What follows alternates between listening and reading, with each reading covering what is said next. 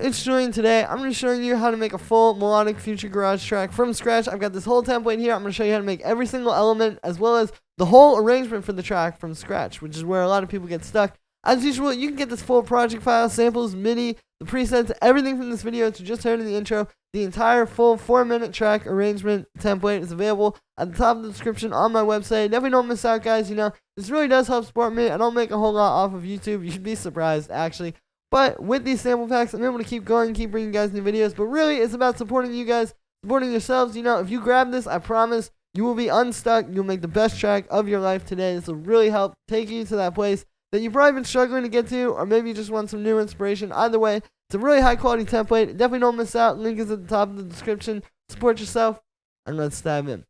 Alright, so we're at 136 BPM, and the first thing we got up here is the bass line.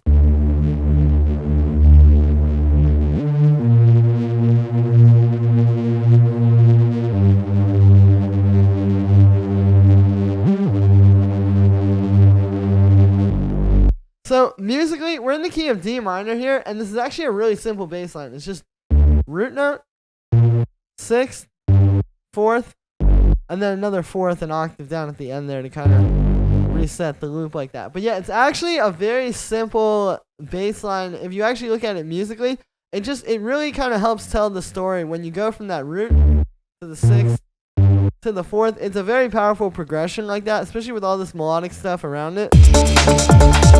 The other thing here is the slide notes like that and that. So, you know, just putting those like right at the end of that note and then kind of having it transition into the next one. For the actual sound, it's actually a pretty simple sound. It's 2 saw waves inside a wavetable here. You can see detune a bunch. We've got a little bit of the sub oscillator as well. There's a pretty good amount of automation on the filter cutoff, and that's something I want to show you too. As far as the arrangement goes, you know, obviously these tracks are like, you know, can be a bit loopy, but this automation, having that like just open up and then open up a lot in the second place over here and then go back down, that can do a lot for the arrangement of your track, just having that slowly happen. So we got that. It's literally not in the same place at all throughout this, right? Then we've got a bit of unison. You can see I've got this amp on here, so here's without it. And with it.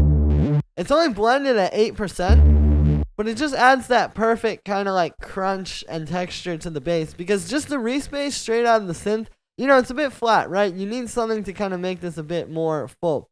Then we have this high pass, which just automates in the beginning to make it kind of come in smoothly. And we have a little EQ in here cutting out the frequencies below 30 hertz that you wouldn't really hear. That would make the mix a lot muddier, especially when it comes to mastering. Then we got this utility converting the bass to mono, and that's it for the bass line.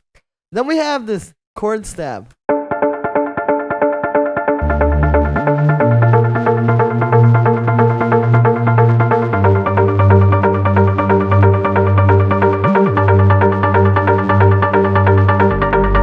So what's happening here is it's kind of like a melody, right? Like all of these are just notes in the D minor scale. Like we got D, the root, A, the 5th, F, the minor 3rd, another A up there, right? But we're creating these kind of like rhythms where it's doing the 2 low notes and then the 2 high notes, kind of like dun dun dun dun dun,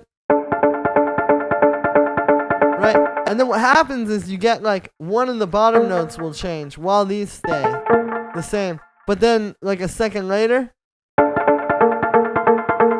then the top note will change. So it's basically just that rhythm, that that thing, and then just changing the notes, and then having, like I said, each of these, it's 2 notes at a time. Like it's not actually that complicated as it might sound if you know what you're doing musically. For the actual sound, this is made with Operator. So Operator can be really good for getting these kind of like, you know, more futuristic kind of plucks, because you can just get textures that you wouldn't just get out of like a saw wave and a square wave, right? So we got 3 sine waves here. You can see the first is actually 2 octaves up from the second one, so you get kind of a cool texture from that. Like see, if I put it back down, it kind of just gets like a square wave, but when you have it up like that, it again, it's the cool textures you can get from FM. We have a low pass filter with a little bit of an envelope, a little bit of sound shaper, and that's also being automated too. You'll notice just like the respace, this is not in the same place twice throughout the track at all. And that's what's really going to, bring this to life and really keep things moving. Even here in the break, just having this come in kind of low, and then it opens up.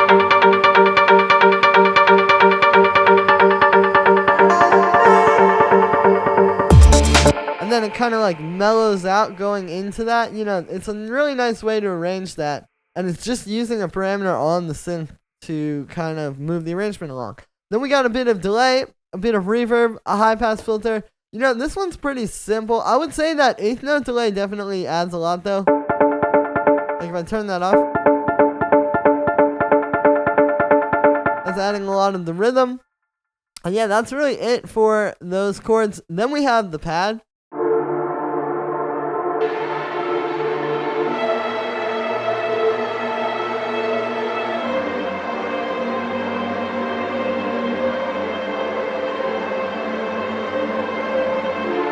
So this is playing this actually pretty basic D minor progression. It's actually following the progression that I showed you with the bass, right? We got the same thing. D, A sharp, the 6th, and then a G, the 4th, right? So it's literally just following what that's doing. Even here, just basic D minor triad, root note, minor 3rd, and 5th. But by putting those two up an octave, you get kind of a cooler sound. Here is actually a basic A sharp major triad too, but I actually took that like major 7th and put it up a bit higher. Again, it's all just notes that are following this scale. Even here, it's just A sharp and A, the 6th and the 5th, but you can create these like beautiful progressions if you just define the bass notes.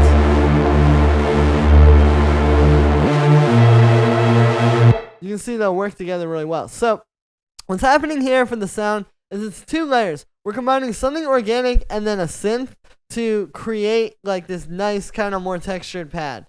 So for the organic layer, it's just a string ensemble. It's this tremolo one, so you get some nice movement. It's like, and then we're layering that together with a super saw. You see it's a saw wave inside a wavetable here, a little bit of low pass to kind of, make it fit more with the strings. Because without that, it's just like in your face. We got a bit of noise unison, so again, kind of making it sound like a string. And then when you put those together, you just get one really cool sound that's kind of a combination of both. And then we have this reverb, which is actually not that long, but it's 100% wet. So this really helps the texture. This is a good way to kind of take these sounds and flip them into something new. Just like literally 100% wet reverb, but not that much decay time. So it's still the same thing. Like it's not going to be this long held out crazy decay. But see, we go from this to this. Just kind of this nice, softer, more textured pad that, again, it just takes it further away from sounding like something that you could easily recreate. We got a low pass filter, which moves around just like with those last 2 elements, just like constant movement. And even here, when you would think you're not really hearing it, just having it be like really low pass like that underneath the operator. You see, even there, it's adding something. Then we just have a high pass, and that is it for the pad. So then we have these 3, what is called granular reverb layers. So I'll just play these for you independently. Here's the first one.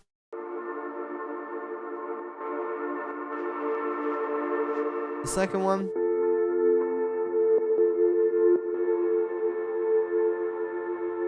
And the third.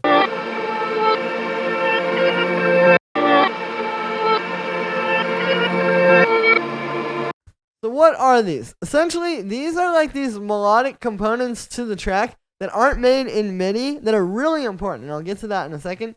But what's happening is they're completely in key with the MIDI. They fit perfectly with all that, and then they just kind of come in and out over top of that, being a little bit less like on the grid and a bit more kind of free flowing, and it creates this beautiful melodic thing where you have like this very predictable stuff, right? Which is like, you know, kind of always the same. But then you have like this.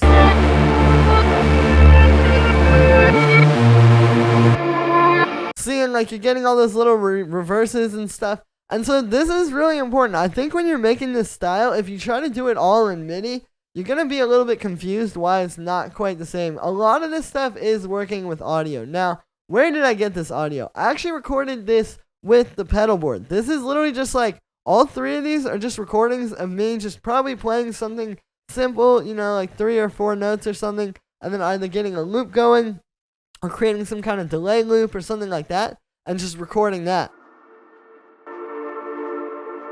Now you can make this with anything. You can make this with a guitar. You can make this with a synthesizer. You can make this with your voice even, really. But it's just getting some stuff like this, which is not going to be so on the grid. You can see this isn't even warped. Like, I literally don't even care to warp this. Even this one, which has like some movement and some rhythm in it. Like, I kind of like that it's going to be a little bit off.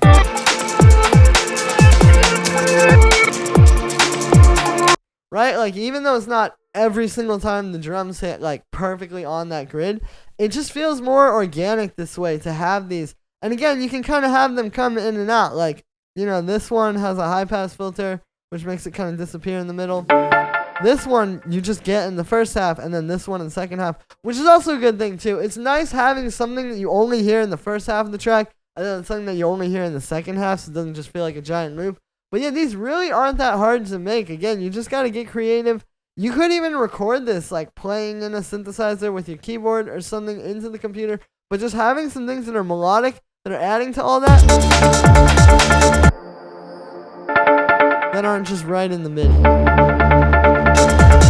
And ideally have some texture too. So then we have these vocal chops.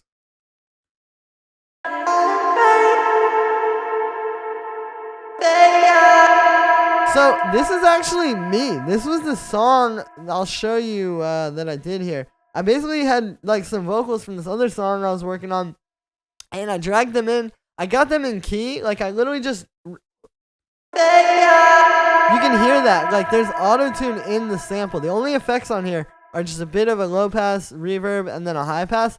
So I literally just like recorded that. That's the recording.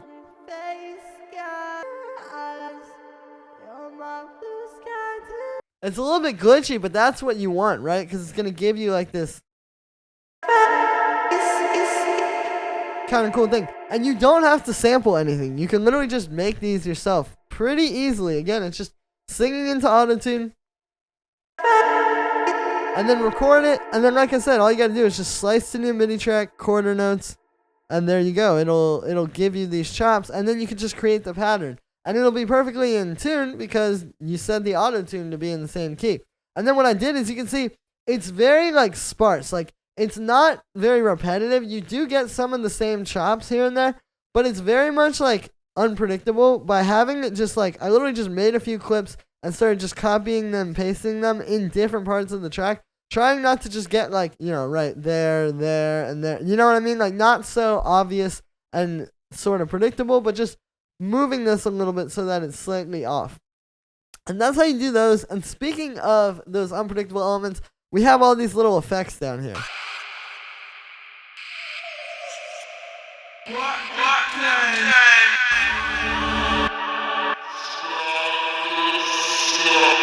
So you can hear this, it's just a bunch of little voices and different background sounds and stuff like that with reverb. We get these breaths too.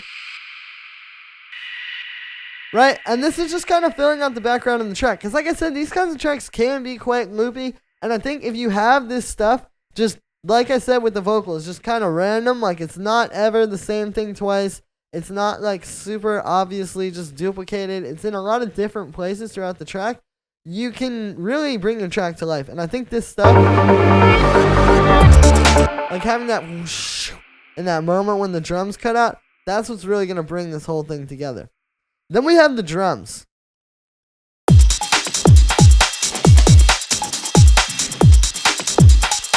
Now, the drums are not as complicated as they seem. I would say it starts right here with these main elements.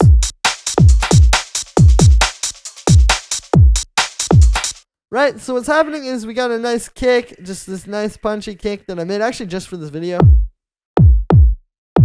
Then we have a rim shot, which is this layer.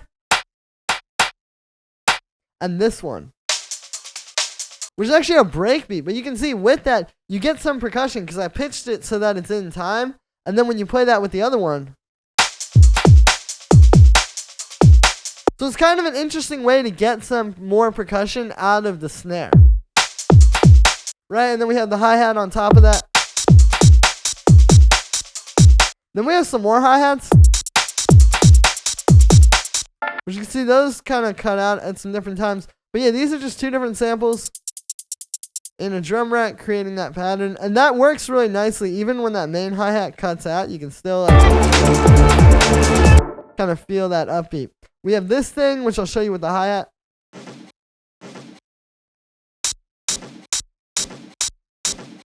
So this is just like a little chunk of a break that plays like that, you know, just adds a bit of groove. Speaking of that, we have these 4 layers here, which are also just little pieces of breaks.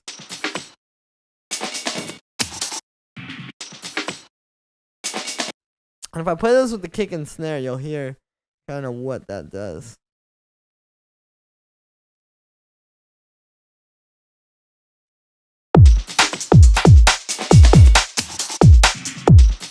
So you can hear it gives you kind of some background percussion that's super groovy, super textured, and just really has like a nice flow.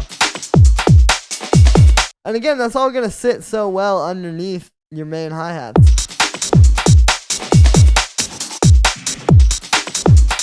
And you can see they're not even exactly perfect. Like some places it might be slightly off, but that's part of the groove and part of what's like really bringing it to life. Then we have this little tabla, you can hear that. Right, just like pitched up a bunch. I got this drum rack with... So basically, it's like this kind of crazy pattern. Right? And then I've compressed it. Distorted it. And then high passed it. And that just kind of fills in the main beat. And the last drum layer is just some Foley percussion, right? That's just got a little high pass filter on it. Utility, turning it up, and then it's being sidechained to the kick. And then on all of the drums, all we have here as far as effects is just this low pass filter, which is just making them disappear in some parts. That's good for future garage. It can actually give you like a lot of arrangement, just literally like low passing. Because all of a sudden it's a different loop from...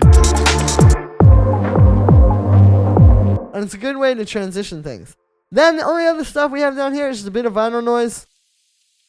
And this guitar pedals noise that I recorded. At the beginning and at the end, just kind of fades in and out.